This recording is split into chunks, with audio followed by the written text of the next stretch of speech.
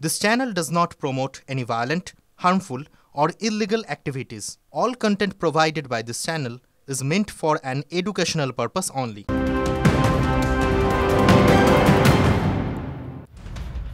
নমস্কার, দেখছেন টিভি9 বাংলা। আপনাদের সঙ্গে আমি তনিষ্ঠা রয়েছে। এই মুহূর্তে একটা বড় খবর আপনাদেরকে জানিয়ে রাখি। আরজি করে বড় সড় রদবদল। এই মুহূর্তে সবথেকে বড় খবর, সরানো হলো অধ্যক্ষ সুরিতা পালকে।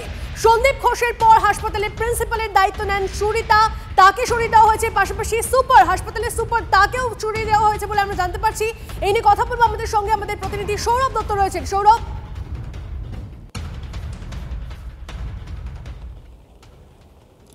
দেখো, আন্দোলনের চাপে এক প্রবল জনমত তৈরি হচ্ছিল। সেই প্রবল জনমতের মুখে চমকপ্রদ সিদ্ধান্ত জানিয়ে গেলেন স্বাস্থ্য সচিব নারায়ণ স্বরূপ নিগম। কিভাবে ঘটলো এই ঘটনা?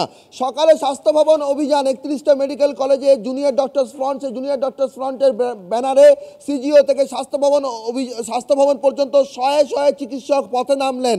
তারা স্পষ্টই জানাচ্ছেন যে নতুন যিনি অধ্যক্ষ হয়েছেন সুরিতা পাল, আগের যিনি অধ্যক্ষ ছিলেন সন্দীপ ঘোষ, তার ভাবমূর্তি সম্পর্কে স্বচ্ছতা যে ভাবমূর্তি সম্পর্কে যে প্রশ্নগুলো ছিল সেগুলোর নিরসন ঘটেনি। নতুন অধ্যক্ষ, তাকে নিয়েও প্রশ্ন রয়েছে।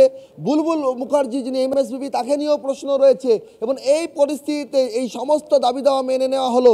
সন্দীপ ঘোষ ন্যাশনাল মেডিকেলে বদলি হয়েছিলেন, সেখানে আন্দোলন হয়েছিল। সন্দীপ ঘোষকে ন্যাশনাল মেডিকেলে অধ্যক্ষের যে অর্ডার হয়েছিল সেটা বাতিল হয়ে গেছে। অর্থাৎ এখন সন্দীপ ঘোষ রাজ্যের কোনো সরকারি মেডিকেল কলেজের অধ্যক্ষ নন। সুরিতা পাল এখানে নতুন অধ্যক্ষ হয়েছিলেন, তাকে অপসারিত হতে হলো, কারণ তিনি 15ই আগস্টের পর তাকে আর দেখা যায়নি এই আরজিকর কলেজে।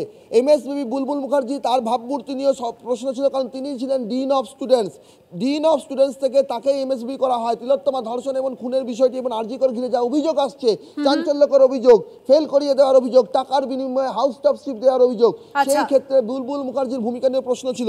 সব মিলিয়ে ভূমিকা নিয়ে প্রশ্ন ছিল। তারপরে এই সিদ্ধান্ত, আরজিকরে বড় সড় রদবদল, সরানো হলো অধ্যক্ষ সুরিতা পালকে এবং সুপারকেও, হাসপাতাল সুপারকেও। আপাতত ধন্যবাদ তোমাকে সৌরভ। আপনার সমস্যা, দিনে দুপুরে ডাকাতি করে পরেও অশান্তি হচ্ছে, আপনাদের কোনো অসুবিধা, বাড়িতে থাকতে পারছি না, ঘটনা হোক বা দুর্ঘটনা, বিস্ফোরণ স্থলের একেবারে কাছে, ব্যানারগুলো খুলে ফেলা হচ্ছে, ভবিষ্যৎ হয়ে গিয়েছে স্টুডিওয় নয়, সোজা দুটি হটস্পট থেকে আমি শর্মিষ্ঠা। দুটি নৃশংস হত্যাকাণ্ডের অভিযোগ উঠে আসছে। শুধু আপনার কথা, শর্মিষ্ঠা মানে খবরের হটস্পটে আপনাদের নিয়ে যাবে। হটস্পট সোম থেকে শনি সন্ধ্যে 7:30টায় টিভি9 বাংলায়।